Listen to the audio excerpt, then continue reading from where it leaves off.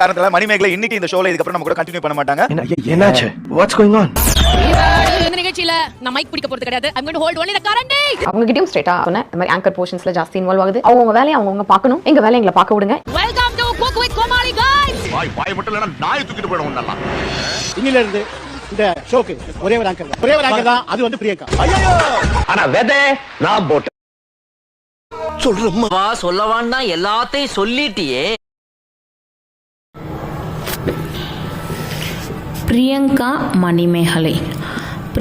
மணிமேகலை இஷ்யூவில் வந்து யார் சரி யார் தப்பு அப்படின்றத விட இந்த பிரியங்கா மாதிரியான ஆட்கள் இருக்காங்க பார்த்தீங்களா, அவங்கள நம்ம வாழ்க்கையில் எல்லா நேரத்துலேயும் இல்லை எல்லா இடத்துலையுமே நம்ம அந்த மாதிரியான கேரக்டர் இருக்க ஆட்களை நம்ம நாளுக்கு நாள் சந்திச்சுக்கிட்டே தான் இருப்போம்.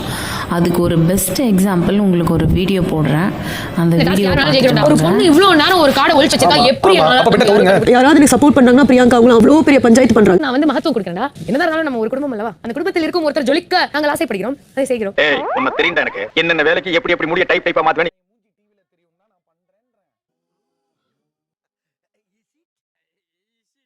டீம்ல இருந்து நவீன் அவர்கள் முதல்ல நம்ம ஷோ பார்த்துக்காங்க. Welcome to the show. And அவர் சாதாரணமான ஒரு கிடையாது, ஃபைண்ட் ஆஃப் தி இயர் தான் அவரு. ஏன் வசனத்தை இவன் பேசிட்டு போறான்.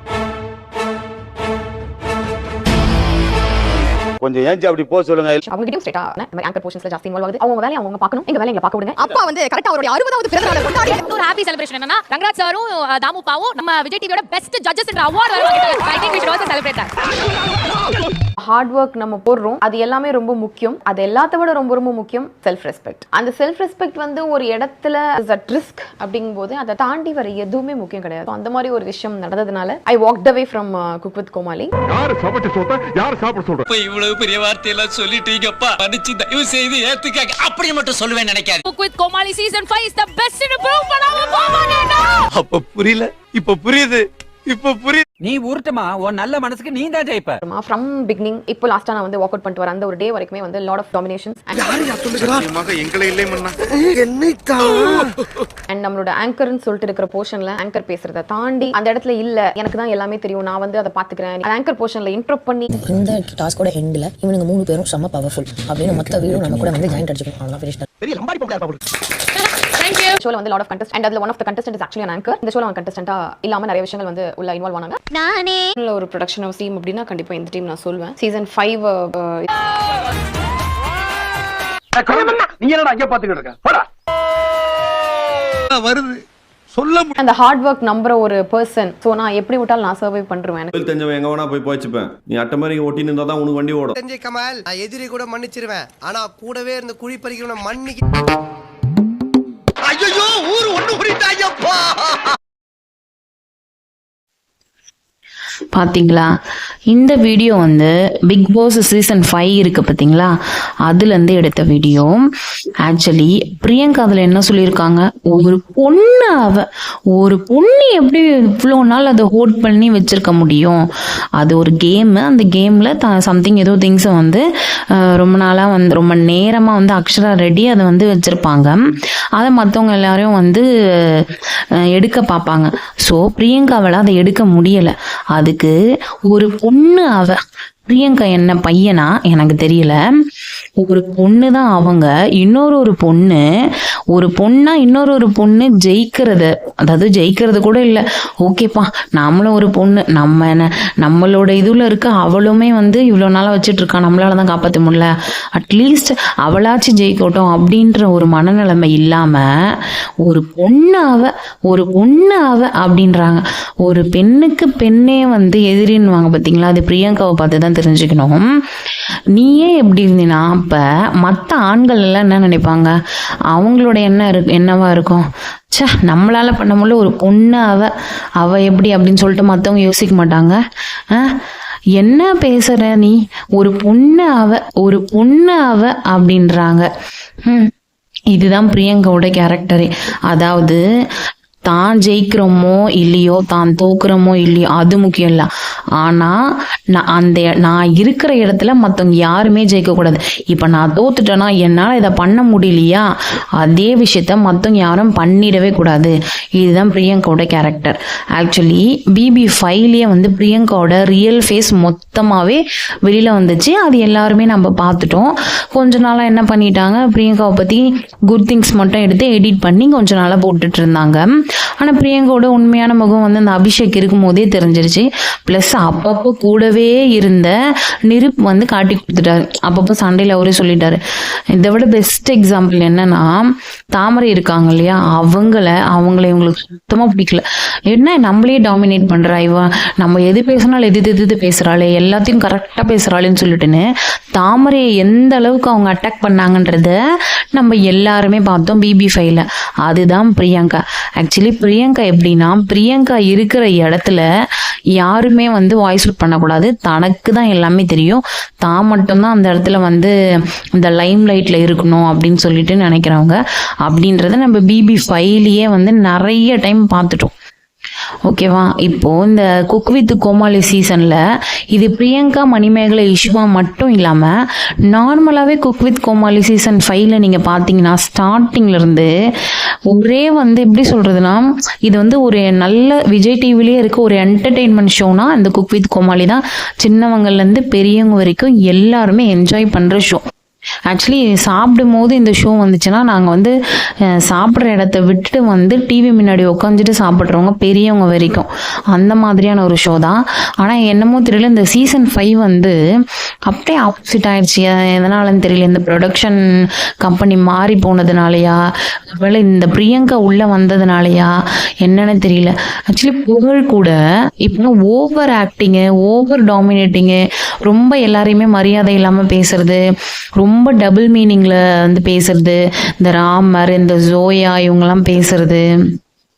இந்த சீசன் 5 வந்து ஒரு குழந்தைங்களுக்கான ஷோவாகவே இல்லை. ரொம்ப வந்து அடல்ட் கண்டென்ட் தான் அதிகமாக யூஸ் பண்ணிட்டு இருக்காங்க. இந்த சீசன் 5ல நடந்த நிறைய விஷயத்த எடிட் பண்ணிட்டாங்க. இப்போ இந்த சரத் இருக்காரு இல்லைங்களா, அவர் வந்து நம்ம வடிவேலு காமெடி இருக்கு பார்த்தீங்களா, இடுப்பில் கூடையை கட்டிட்டு வருவாங்க, அந்த அதே மாதிரி கெட்டப்பில் வந்திருப்பாரு. கொஞ்சம் கூட ஒரு ஷோவில் எப்படி நடந்துக்கணும்னு தெரியாமல் இந்த ஜோயா கூடையை தூக்கிட்டு உள்ளே பார்க்குறாங்க. இதே சரத் அந்த இடத்துல இருந்து ஜோயா அந்த இடத்துல இருந்தா இந்நேரம் இந்த ஷோ எப்படி ஆயிருக்கும், இந்நேரம் ஜோயா எப்படி ரியாக்ட் பண்ணியிருப்பாங்க. ஒரு பப்ளிக்கில் ஒரு மீடியாவில் எப்படி நடந்துக்கணும்னு தெரியல. இதையும் அவங்க எடிட் பண்ணாமல் போட்டு வச்சுருக்காங்க. இந்த குக் வித் கோமாளி சீசன் 5ல வந்து ஒரு எப்படி சொல்கிறதுனா, ஒரு அடல்ட் கண்டென்ட் மாதிரியே கொண்டுட்டு போகிறாங்க. என்ன தான் என்டர்டெயின்மெண்ட்டு, என்ன தான் சிரிக்கிற வைக்கிற ஷோவாக இருந்தாலும் ஒருத்தவங்க வாண்டடாக வந்து இது எனக்கு ஹர்ட் ஆகுது, இல்லை நீங்கள் இப்படி பேசாதீங்க, நீங்கள் இப்படி பண்ணாதீங்க அப்படின்னு சொன்னால் நம்ம அதுக்கப்புறம் அவங்களை வந்து டிஸ்டர்ப் பண்ணக்கூடாது. அதுதான் வந்து ஒரு நார்மலான ஒரு ஜென்டில்மேனுக்கு, ஒரு ஜென்டில் உமனுக்கான ஒரு இது. அதை தாண்டி ஒருத்தங்க எனக்கு ஹர்ட் ஆகுது, இது நீங்கள் பண்ணாதீங்கன்னு சொன்னாலுமே இது ஷோக்காக தானே, இது இதுக்காக தானே அப்படின்னு சொல்லிட்டு நம்ம பண்ணுறது, இது வந்து எனக்கு ஃபேராக படலை. ஒன்று. ரெண்டாவது வந்து மணிமேகலை இந்த மாதிரி சொல்லியிருக்காங்க, எனக்கு தன்மானம் தான் முக்கியம், அதனால் நான் வெளியே வந்துட்டேன் அப்படின்னு சொல்லியிருக்காங்க. ஆமாம், உண்மையாக பிரியங்கா மாதிரியான ஆட்களை வந்து தினம் நம்ம ஸ்கூலில், காலேஜில், இல்லைன்னா நம்ம டெய்லி ஆஃபீஸில், ஏன் சில வீட்டுங்கள்லாம் கூட இந்த மாதிரியான ஆட்கள் இருக்க தான் செய்கிறாங்க. அவங்கக்கிட்டலாம் போய் நின்றுட்டு நம்ம வந்து ஃபைட் பண்ணிட்டோ, இல்லை அப்படிலாம் இல்லை இப்படிலாம் இல்லைன்னு அவங்ககிட்ட கத்திட்டு இருந்தோம்னு வச்சுக்கோங்களேன், மணிமேகலை சொன்ன மாதிரி நம்மளோட செல்ஃப் ரெஸ்பெக்ட் தான் அங்கே போகும். ஏன்னா இந்த மாதிரியான டாமினேட்டிங் கேரக்டர்ஸை வந்து மாற்றவும் முடியாது, திருத்தவுமே முடியாது. இவங்க கிட்ட கொஞ்சம் நீங்கள் ஃபைட் பண்ணிவிட்டு ஏட்டிக்கு போட்டியே பேசிட்டு இருந்தீங்கன்னு வச்சுக்கோங்களேன், ஏன்னா அவங்க திருந்தவும் மாட்டாங்க, அவங்க பண்ண தப்ப அவங்க அக்செப்ட் பண்ணிக்கவும் மாட்டாங்க. நம்மளோட செல்ஃப் ரெஸ்பெக்ட் தான் போவோம். அவங்க ஷவுட் பண்ண போய், நம்ம ஷவுட் பண்ண போய், இதால் வாதம் வந்து என்னத்துக்கு, இதோட நம்மளோட எப்படி சொல்கிறது, என்ன சொல்லுவாங்க, சேரவாரி நம்ம மேலேயே பூசிக்கிறோம் அப்படின்னு ஒரு இது சொல்லுவாங்களா, அந்த மாதிரி தான். ப்ளஸ் ரெண்டாவது வந்து நம்மளோட மன நிம்மதி நமக்கு ரொம்ப முக்கியம். இந்த மாதிரி ஆட்கள் கிட்டலாம் நம்ம போய் பேசிகிட்டு இருந்தோம்னு வச்சுக்கோங்களேன், நம்ம மன நிம்மதி போகிறதும் இல்லாமல் நம்மளோட சுயமரியாதையும் நம்ம இழக்க வேண்டி வரும். இந்த மாதிரி ஆட்கள், ஆமாம் நீங்கள் எப்படியா, சரி ஓகே நீங்களே இருந்துக்கோங்க அப்படின்னு சொல்லிட்டு மணிமேகலை மாதிரி சிம்பிளாக நம்ம குவைட் பண்ணிட்டு வர்றது தான் ஒரு நம்மளோட மன நிம்மதிக்கும் நம்மளோட சுயமரியாதைக்கும் நான் நல்லதுன்னு சொல்வேன். உங்களோட சுயமரியாதை சுயமரியாதையை இழக்கிற மாதிரி நீங்கள் ஏதாவது ஒரு இடத்துல அடிபணிஞ்சு தான் நீ போய் ஆகணும், இல்லைனா உனக்கு வந்து வேறு எதுவுமே கிடைக்காது அப்படி இப்படின்னு சொன்னாங்கன்னா தயவு செஞ்சு அந்த மாதிரி இடத்துல இருக்காதீங்க. ஏன்னா நீங்கள் ஒரு விஷயத்துக்கு அடிபணிஞ்சு போயிட்டீங்கன்னா அதுக்கப்புறம் நீங்கள் எல்லா விஷயத்துக்கும் நீங்கள் அங்கே இருக்கணுன்ற ஒரே ரீசனுக்காக உங்களை மேலும் மேலும் அவங்க வந்து அடி பண்ணி தான் வைப்பாங்களே தவிர உங்களை வளர்த்து விடவே மாட்டாங்க. ஸோ மணிமேகலை சொன்ன மாதிரி இது இல்லைன்னா அது அப்படின்ற மாதிரி உலகத்தில் எவ்வளவோ தொழிலோ எவ்வளவோ கம்பெனிஸோ எவ்வளவோ சம்திங் நான் வந்து இது வந்து வேலை செய்கிற இடத்துக்காகன்னு சொல்லலை, எல்லா விஷயத்துக்காகவுமே சொல்கிறேன். எவ்வளவோ இருக்குது. நீங்கள் உங்களோட சுயமரியாதை இழந்து தரம் தாழ்ந்தி நீங்கள் செய்யாத தவறுக்காக ஓகே சாரின்னு சொல்லிட்டு கேட்டோ அந்த இடத்துல நீங்கள் அடிபணிஞ்சு இருக்கவே இருக்காதீங்க. இது என்னோட பர்சனல் ஒப்பீனியன் தான். இதை வந்து நீங்கள் கம்பல்சரியாக பண்ணணும் அப்படின்ட்டுலாம் நான் உங்ககிட்ட சொல்ல வரலை. இது என்னோட பர்சனல் ஒப்பீனியன். உங்கள் சுயமரியாதையை இழந்து நம்ம ஒரு இடத்துல இருந்து வேலை செஞ்சோன்னா மேலும் மேலும் நம்மளை வந்து அவங்க கஷ்டப்படுத்திகிட்டே தான் இருப்பாங்க. நம்மளை ஒரு நாய் மாதிரி தான் அவங்க நம்மளை ட்ரீட் பண்ணுவாங்க. அதை தான் வந்து மணிமேகலை பண்ணியிருக்காங்க. இந்த விஷயத்தில் மணிமேகலை அவங்க சுயமரியாதை இழந்துடக்கூடாதுன்றதுக்காக வெளியே வந்தேன்னு சொன்னாங்களே, அதுக்காக நான் மணிமேகலைக்கு வந்து ஆட்ஸ் ஆஃப் சொல்கிறேன். பட் இதில் 2 சைடு நியாயத்தையும் கேட்கணும். இன்னும் பிரியங்கா வந்து வாய்ஸ் அவுட் பண்ணலை. அவங்க வந்து என்ன சொல்லுவாங்கன்னு தெரியல. 1000 தான் சொன்னாலும் பிரியங்கா வந்து டாமினேட்டிங் கேரக்டர், அடுத்தவங்க வளர்றது பிடிக்காத கேரக்டர்னு சொல்கிறது நம்ம வந்து BB5லேயே பார்த்துட்டோம் அவங்களோட ஒரிஜினல் ஃபேஸு. இருந்தாலும் அவங்களோட இதுவை வந்து நம்ம வெளியில் பார்ப்போம் அவங்க என்ன சொல்கிறாங்கன்னு சொல்லிட்டுன்னு. இந்த மாதிரியான நாட்களை நம்ம தினம் பார்த்துட்டே தாங்க இருக்கோம். இந்த மாதிரி டாமினேட்டிங் கேரக்டர் அந்த மாதிரி ஏதாவது நீங்கள் எக்ஸ்பீரியன்ஸ் பண்ணிங்கன்னு எனக்கு கமெண்ட் செக்ஷனில் கமெண்ட் பண்ணுங்கள். நெக்ஸ்ட்டு பிரியங்கா என்னென்ன வேலைலாம் பண்ணியிருக்காங்க, எப்படிலாம் பேசியிருக்காங்க அப்படின்ட்டு உங்களுக்கு அங்கங்கே ஒரு சின்ன கிளிப்ஸ் எல்லாம் போடுறேன், பாருங்கள். Okay, thank you.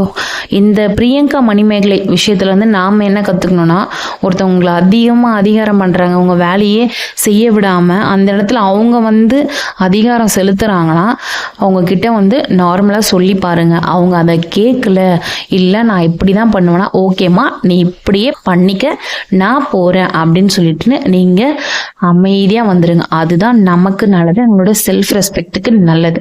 இதுதான் இந்த வீடியோட நான் சொல்ல வந்தது. Thank you. Always jolly mode, happy mode, fun mode.